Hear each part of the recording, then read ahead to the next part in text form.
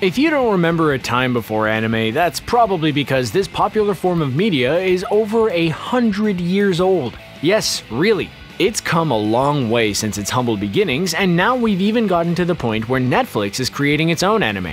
Now join us as we dive deep and talk about the history of anime and how it's evolved over the years to get to its current state.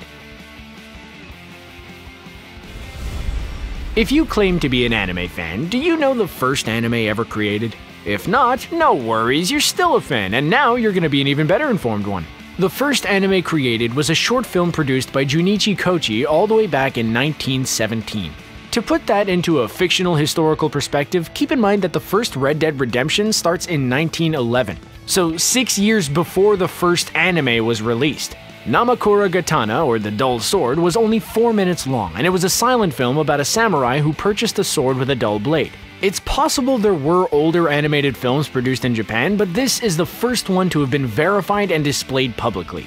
Many people believe the word anime is short for the word animation and refers to animated content from Japan. But in Japan, anime is simply the word for any animated cartoon, whether it's produced in Japan or not. Of course, for the purposes of this video, we'll be using anime to refer to animated content created in Japan specifically. The early days of anime are difficult to recall, and not just because they took place so long ago. See, back in those days, you couldn't just make digital copies of your projects. These movies were run on film reels, which would change hands over time and eventually be broken down into single frames or strips to be sold for profit. It was a nice way to make a few bucks, but a poor way to preserve history. We do know there were several prolific anime creators who emerged following the release of Namakura Gatana and were instrumental in shaping the anime we're familiar with today. There's Oten Shimokawa, who is considered one of the primary founders of the genre. He worked as the cartoonist for the magazine Tokyo Puck and was eventually hired to create short animated films. Unlike other animators, Shimokawa didn't stick to paper and pens. He used a wide variety of mediums, including chalk and wax. These unique artistic choices translated to big savings on production costs and an intriguing finished product. Anyone who says you can't put a price on art, well, clearly hasn't made any themselves. Shimokawa's 5-minute-long film was called Imokawa Mukuzo Genkenban no Maki, or the story of the concierge Mukuzo Imokawa. This film actually had a theatrical release, and many people consider it to be the first true anime. Shimokawa would go on to create 4 other films, but sadly his career was cut short due to health problems. Like so many other films created during this time period, these works were also lost forever and no trace of them remains. As if it wasn't hard enough to preserve anime around this time, there was the Great Kanto earthquake of 1923 to contend with. Of course, it did a lot more damage than just destroying many early anime films, but the films were victims too. The already struggling medium was pushed even further back as a result of this natural disaster. Still, as the industry rebounded, anime was starting to catch on in Japan, but there were some difficulties. The foreign film market was positively booming, and the presence of Disney was both a blessing and a curse. Of course, Disney was massively popular in Japan just like it was pretty much everywhere else. It provided inspiration for many notable names in both anime and manga, but it also prevented many people from creating their own cartoon content. Because these cartoons had already made money in their home countries, they were available for low prices in Japanese markets. This meant creating anime wasn't a profitable venture, and it was nearly impossible to compete with Disney in terms of both quality and quantity. But that doesn't mean people weren't trying. Kenzo Masuoka created the first anime with sound, Chikara to Onna no Yono Naka, or Within the World of Power and Women, in 1933. He would go on to co-found Japan Animated Film Studio in 1948. Because it was hard to create commercial anime, it was mostly used at this time to create PR films, educational films commissioned for the government, and military propaganda. Producers now had resources to create their anime, but the scope of what they could create was limited by who was funding them. This got even stricter during the Second World War, when the government censored and controlled published media rather strictly.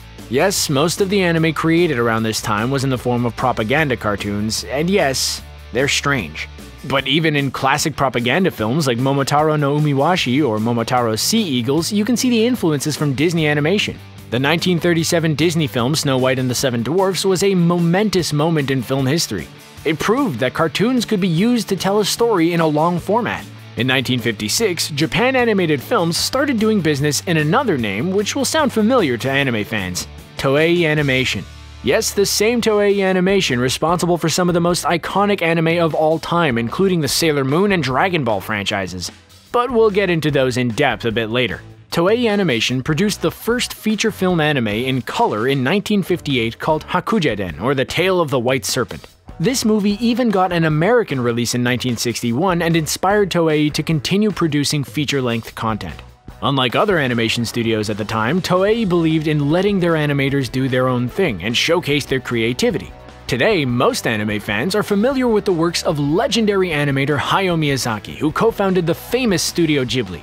He's responsible for films like My Neighbor Totoro, Spirited Away, and Princess Mononoke.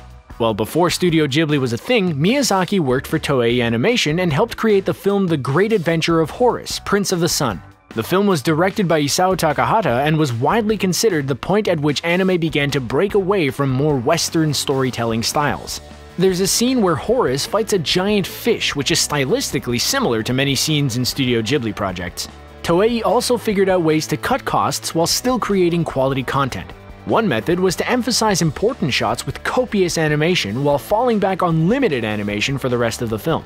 In the 1980s, Toei would collaborate with companies like DiC Entertainment, Marvel Productions, and Hanna-Barbera, creating cartoons for Americans. Yeah, weirdly enough, Toei produced the first 3 seasons of Muppet Babies as well as a handful of episodes in the 4th season. This collaboration and ones like it helped forge a connection between American and Asian animation studios.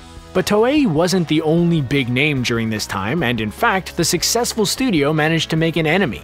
Osamu Tezuka was a prolific manga artist, animator, and producer who many people consider one of the fathers of manga. He's even been compared to Walt Disney in terms of his contribution to the entertainment industry. For a time, Tezuka worked for Toei, but in 1961 he founded his own studio, Mushi Production.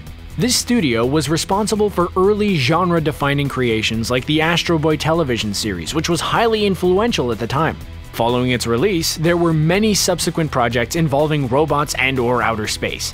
Mushi was also responsible for anime like Kimba the White Lion and Princess Knight, one of the few examples of a shoujo anime from this decade. Although it created quality content, the studio experienced financial difficulties and went bankrupt in 1973. But by then, Tezuka had moved on and formed a new animation studio called Tezuka Productions. The 1960s were a big time for anime. Sennin Buraku, or Hermit Village, became the first late-night anime in 1963. This was an anime that wasn't for kids and was considered pretty risque for the time. The first magical girl anime, Sally the Witch, was broadcast in 1966, and a year later the original Speed Racer began. This show would not only be a hit in Japan, but in the West as well. 1969 was the start of the Sazae-san anime, which has won the Guinness World Record for longest-running animated television series. Not only is this surprisingly simple show still going, it's still incredibly popular to this day. The market for anime was constricted in the 1970s due to the fierce competition for television spots. But that doesn't mean there weren't some gems which stand out, like the boxing anime Tomorrow's Joe and the first installment of Lupin III. The anime that was getting produced during this time was experimental, as novice animators were suddenly thrust into directorial positions. We saw the beginnings of Mecha Anime with projects like Science Ninja Team Gatchaman, Space Battleship Yamato, and Mobile Suit Gundam. In addition to these action-packed anime, there were also projects aimed towards female audiences, including Candy Candy and Rose of Versailles. During the 1980s, Japan was enthusiastic about the Star Wars franchise, and we saw this reflected in the many space-themed movies which kicked off the anime boom of the 1980s. We saw series like the Super Dimension Fortress Macross and Mobile Suit Zeta Gundam, which was a massive success. Not only was anime popular, but it had developed a dedicated fan base who were even buying magazines about anime, including Animage and New Type. During this time, Studio Ghibli was founded, and their first film was Laputa, Castle in the Sky, which is still popular to this day. Dragon Ball became so successful, it influenced the martial arts genre for decades and inspired other anime and manga, including Yu Yu Hakusho, One Piece, and Naruto. Not only was awesome content being created, but it was a profitable venture. The movie Kiki's Delivery Service was Japan's highest-grossing movie in 1989. The 1988 movie Aikido was a flop when it premiered in Japan, but soon became a cult hit overseas. It was the most expensive animated film of the time with a $9 million budget, but was unable to recoup the cost in Japan alone. Now it's widely regarded as one of the greatest animated science fiction films of all time. Worldwide, it made about $49 million at the box office. In the 1990s and early 2000s, anime grew leaps and bounds as it became more profitable and studios were able to use more resources to create it. Princess Mononoke became the most expensive anime to produce at that point in time when it was released in 1997, costing an estimated $20 million. Many series during this time had international success like Pokémon, Dragon Ball Z, Sailor Moon, One Piece, and Digimon. And many of these shows are still going strong today, including the massive success of Pokémon and all of its spin-off movies. Experimental anime like Ghost in the Shell, Cowboy Bebop, and Boogie Pop Phantom gained audiences. Evangelion inspired the creation of anime, which incorporated complex storylines with giant fighting robots. Not only were people enjoying simple slice-of-life anime, they were heading to the theater to see big-budget films like Metropolis, Paprika, and Steam Boy. Miyazaki's Spirited Away became the first non-American film to win the Academy Award for Best Animated Feature and became the highest-grossing anime film. The launch of Toonami and Adult Swim on Cartoon Network gave anime a giant boost in North America and led to anime-influenced animation, including Avatar: The Last Airbender, Samurai Jack, and Teen Titans. Not only was anime popular, but it was now easily accessible to international audiences. In the 2010s, streaming services like Netflix and Amazon Prime began licensing anime, bringing it to an even wider audience. Now Netflix is even partnering with Japan-based animation studios to create their own anime content. Over the years, anime has gone from a struggling industry to being comfortably mainstream. It has no shortage of fans both in Japan and overseas, and has influenced media all over the world. Still, it remains expensive to produce, and recouping the cost is a big risk. Partnering with resource-heavy institutions like Netflix could be a great way to make a profit and create quality content. Now, whether or not this will become the future of anime remains to be seen. So what do you think the future holds for this popular genre? Do you wish things could be like they used to, or are you looking forward to seeing how the medium continues to evolve? Let us know what you think in the comments section, and click subscribe for more from Screen Rant. Bye for now!